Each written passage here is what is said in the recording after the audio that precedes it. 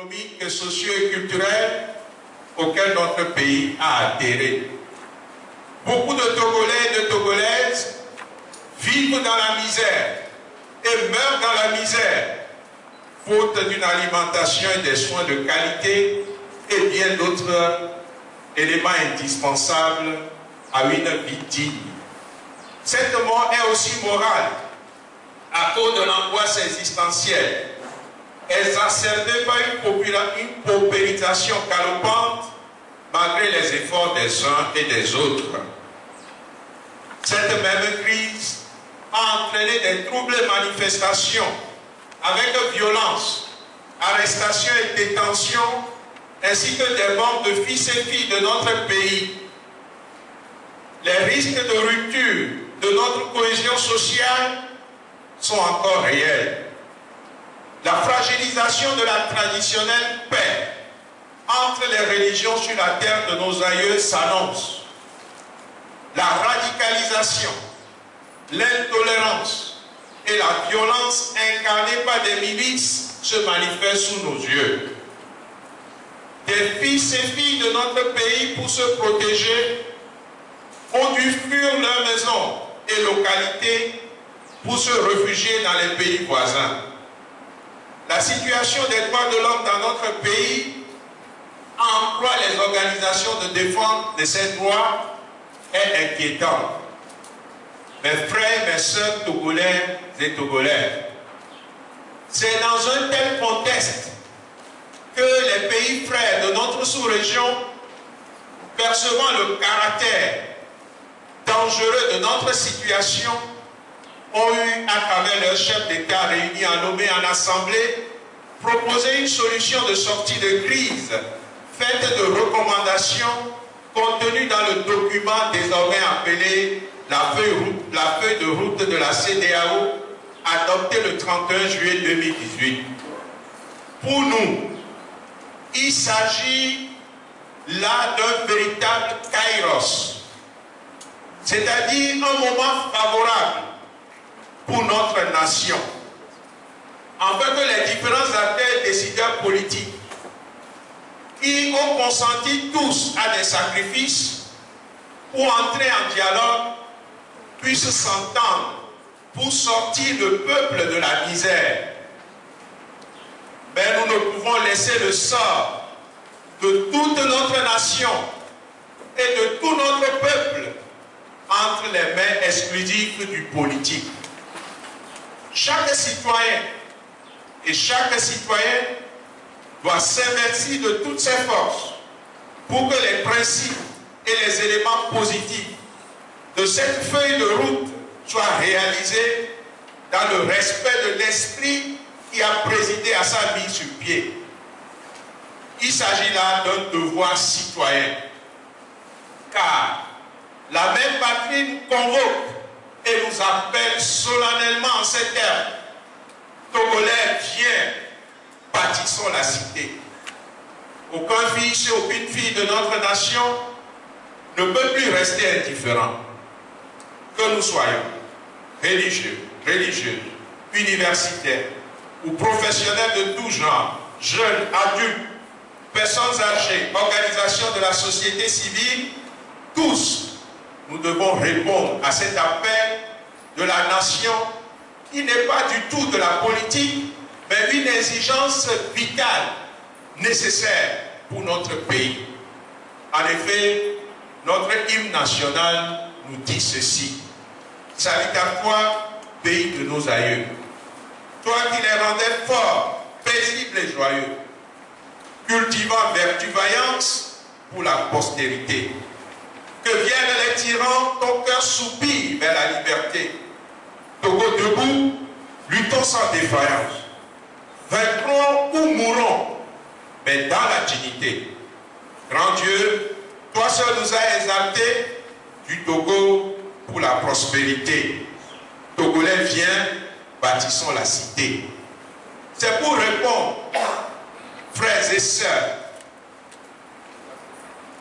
à cet appel de notre pays que des hommes et des femmes, religieux, universitaires, membres des organisations de la société civile, défenseurs des droits de la personne humaine, juristes, médecins, professionnels de tout genre, journalistes et autres leaders d'opinion se sont réunis plusieurs fois et ont eu à réfléchir ensemble sur la situation du pays.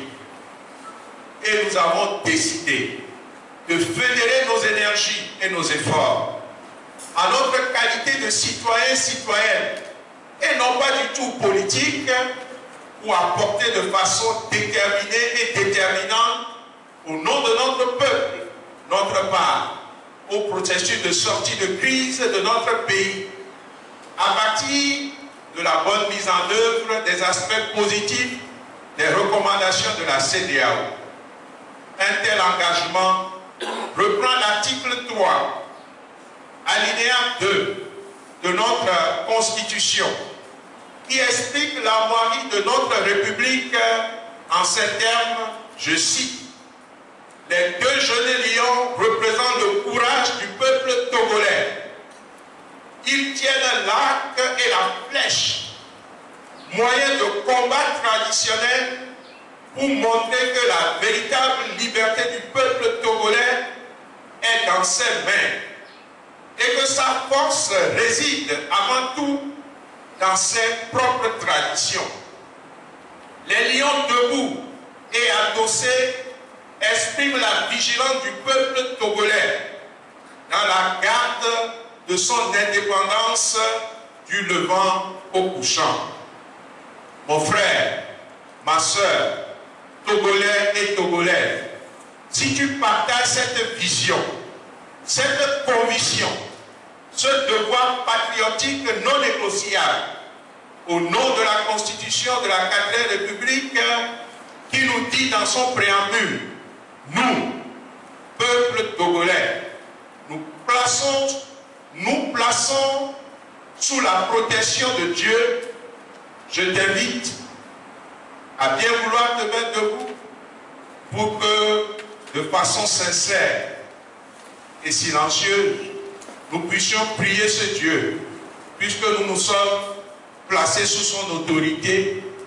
Et notre hymne national l'appelle Grand Dieu. Mettons-nous donc en présence de ce grand Dieu.